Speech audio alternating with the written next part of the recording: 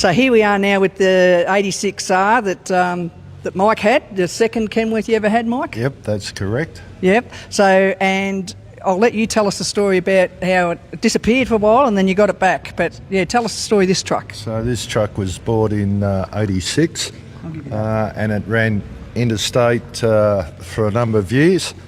Then we were fortunate enough to find it, and I'll let Kelly take over and he can tell a bit of the story after we'd sold it, then bought it back. Yeah, so we, as Mike said, he bought this truck in 86, sold it in about 94 to a subby of ours, and he's since traded it. Another person had bought the truck in Melbourne locally, and I crossed paths with this guy in the mid-2000s, and I just said, if you ever want to sell that truck, give me a call. And 5 or 6 years later, that call came through. And so Dad was turning 60 at the time, and I wanted to buy it for his 60th. That's nice, isn't it? Only problem was I didn't have enough cash. So Mike ended up buying my own surprise birthday present. So Very I good. said, I've got a good surprise for you, but it's just going to cost you a few bob. Come with me. So I took him, and he didn't know what he was going to see, so I took him to this warehouse in Melbourne and opened the door, and he was tickled pink and just said, where do we sign? So the truck looks pretty much the way it was in 1986. We haven't done a real total resto on it as such. The torsion bars were buggered on the back end, so we put an Air Glide 100 under it, new back end. That's about it. The original 892 is still in it. The gearbox did fail after a couple of years. We bought this truck back to just do farm work from farm to farm. So it's still a working truck, as much as we like to show it off a bit. But the 13-speed failed. We put an 18-speed in it. It's made it much more driver-friendly because no modern drivers know how to not pre-select, so they neutralise them all the time. So it is what you see is what you get, but it works, 6 months of the year, probably does 2,000 hours a year, but not big kilometres. But originally it was the first of the Spud number plates, Spud 1 it was, back in 86, and when we bought it back we renamed it Spud 86, being an 86 model. And what that mean to you, Mike, getting it back? Oh, it's all part of our history and where we started, and particularly being a GM, there's not too many 92s running around, and we've got another 92 which is a farm truck too, but did a lot of interstate work, twice a week to Sydney, and it's been a fantastic truck, and I'm tickled pink to have it back.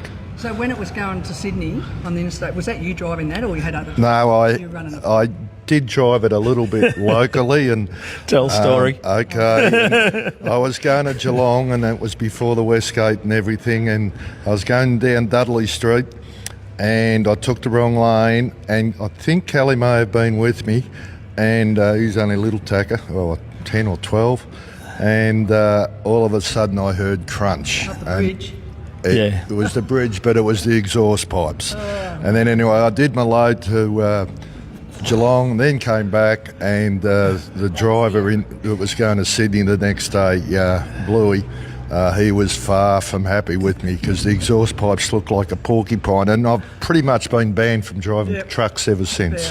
That was it, that was where his driving career ended. Oh, it was a way to go out though, wasn't it? Big story, still telling it now. Oh, yeah, but I don't advertise it that much. No. But anyway, it's good to look back. It's good to look back, and yes, I'm far from perfect, believe it or not. Well, no, we all do it. So, right. Do you want to have a look inside Absolutely, go and have a look inside. All right, we'll just... So you had a couple of Echoes too, didn't you? Yeah, in the 70s, Mike started with butterbox Echoes. People will know the little butter boxes. He had 2 of those, carrying potatoes to the Melbourne market, and eventually ended up with a 555, which was an Echo 2150, and then a 8-wheeler T-line 8-wheeler with a truck and dog setup. So they were his early days from that, and then he went on and got an L&T Louisville, his second semi. The T-line got transformed from a tray truck into a prime mover, and then we got the first Kenworth in 85, a W model, and then this one. Spud 86 now. So now we're going to go and have a look at Spud 34, Excellent. our latest Kenworth legend, Yep. which it's Spud 34 because that's our 34th Kenworth. Awesome. And so thanks to Jane and Through the Gears for everyone from your team coming out to have a look at our little setup here at Thorpedale. No worries, Kelly, and it's not a little setup, and it's awesome, and you're all going to see how awesome it is with all the trucks. And I'd like to also thank you, Kelly, for having us here. I know you're busy, it's in the middle of your season, everything kicking off, and Sundays are a busy day, so I certainly appreciate you having the trucks here for us. No, pleasure's all mine. Because everybody loves Durkins trucks, they see them out all up the east coast of Australia. They represent Thorpedale magnificently in our area, so yeah, thanks again, Kel. Thank you, Jane. Okay, mate.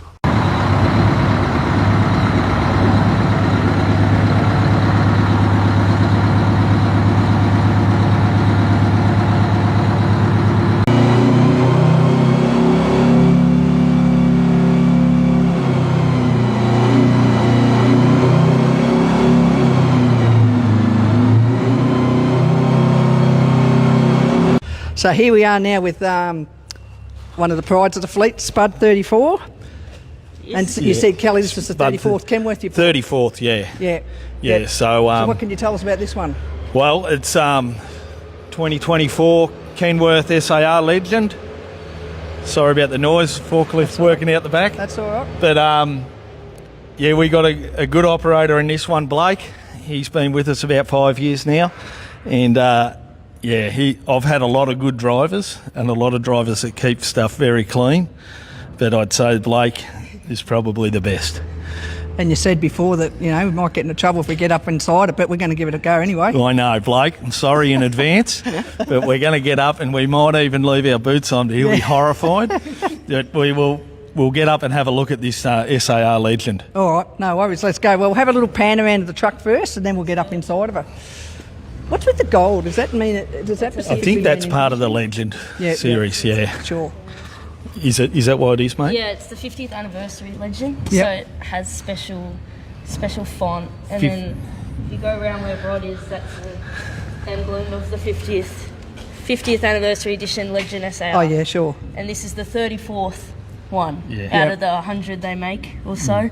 Yep. That's why we call it Spud 34. Awesome. Got the retro logo, the same as the other SAR. We Right. replicate with the scroll work and the font, Yep. same as the Spud 86. And where do you get all your scroll? TFI Ryans Yep. in Melbourne, in Laverton. Yep. Yeah, they've done it. They started doing our trailers probably nearly 20 years ago. Yep. And then they do our trucks as well.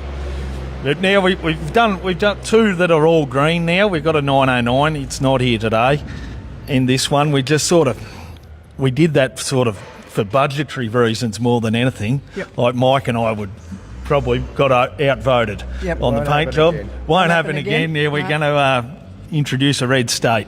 So anyhow, it's like, where do you cut down? Like, what, do we not want to have stainless wrap tanks? Do we not want to have chrome wheels? We got to have all that. Yeah, you got to have all that. So the paint was where it had to give a bit. So we just done a couple like this, and we kind of, being the legend, we just kept it simple, Simon, and not too many of the newest type scroll work and all that. So it's just all traditional. Beautiful. And the guys at TFI, they look after us, and we look after them too. Don't worry, but they do a very good job because we wouldn't keep going back if That's they right. didn't.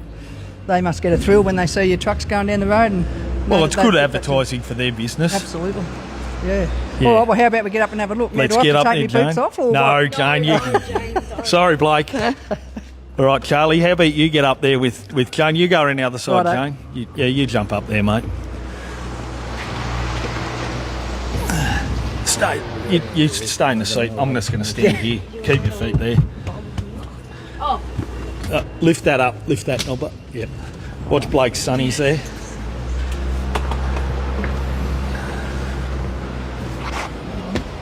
I can see what you mean. I'll just grab the camera. Thanks, Rob. no, you didn't.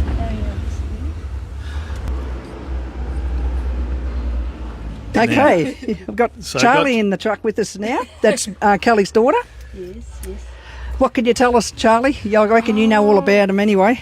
as much as Dad? I don't know as much about these ones. Well, it's more the difference with Dad's truck. Dad drives a 909, which is an integrated bunk, whereas this one's a 50-inch modular. So it's kind of like two living areas. You've got a... Maybe we can just slide in the back there and turn one of the lights on in the back for Jane, Charlie. So There you go. Just leave one of the lights on. The bunk structure's a bit different in these. So we can show Jane here where Blake can, from the driver's seat, he can reach his fridge. Yep. There's Blake's fridge. He's got a microwave Up the top there, he's got his microwave, and his TV, but Got it all happening. TV. Gets much TV. He knows how to make the bed, doesn't he, Charlie? Yeah. So, look, they've got all the creature comforts. They've got bunk heating, bunk cooling for the summer. Yep. So it's really a home away from home. Loving the pearl wheel stick. Yeah, we have another fridge just under the passenger seat right Yep. there. Yep. So, yeah, you've got the matching pearl steering wheel and gear knob here. So, look, he's a pretty lucky boy Yeah. to have He'd- this he'd be to drive. Full of pride driving this down the road. He is, but he represents us very well, as do all our drivers. Yeah. So, look, we're lucky to have him, and hopefully we can continue the union for many years to come. Absolutely. And you said this had how much on the clock? About 150, I think. Yeah, 136. 136. So it's about. This one's about a bit over 7 months old. Yep. So, yeah, most of our guys do, depending on the job, between 220 and 250,000 k's a year. Yeah, it's a lot, isn't it? Yeah, so, and the local guys do about 150 to 180,000.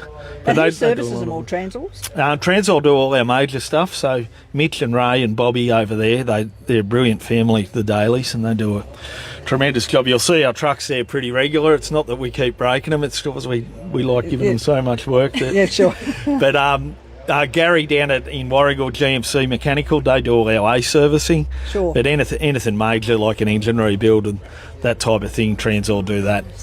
And Mitch, does Mitch drive for you?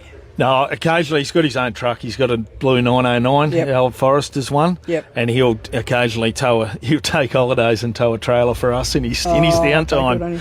So yeah, Mitch, he's a good fella, and he does everything that's needed to be done mechanically. He's all over it for us. Excellent. All right, well, how about we get around the shed and have a look at the rest of them? Righto. Turn that light Okay. off, please, Charlie. Righto. Well, I hope you all enjoyed the tour of the two SARs at Durkins, Spud 86 and Spud 34. Weren't they great trucks, and didn't Spud 86 sound cool? So hope you enjoyed that. Look out for the next couple of days, maybe tomorrow night we'll have Kelly's truck, KDT 002, the great man himself, the truck he drives down the road, his T909, and we'll have a look inside the quad trailer that he carts behind it. So we'll have lovely Charlie's delightful daughter with us as well, going over Dad's truck, and then we'll have a quick chat to Kelly after that, a couple of questions I had. So look forward to that. Tune in, and thanks for watching.